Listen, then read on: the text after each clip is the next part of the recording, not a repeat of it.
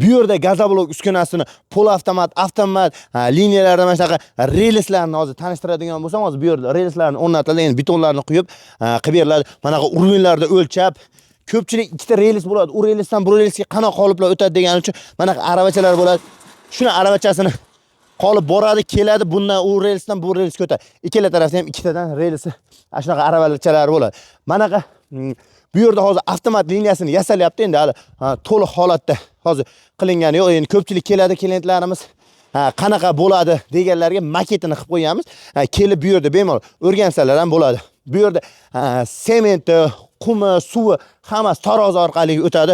Shuna kranini ochasi уже bo'ldi. Soatiga 100-150 ta bemalol chiqarsanglar bo'ladi. Mana o'zini silos bunkerlari ham zakazga qarab 50 tonna, 100 tonna, mana zakazga qarab qilib beriladi. Endi bu yerga kichkina qilib qo'yganmiz. Bu yerda kelib uchevni o'rganish uchun qilib qo'yilgan.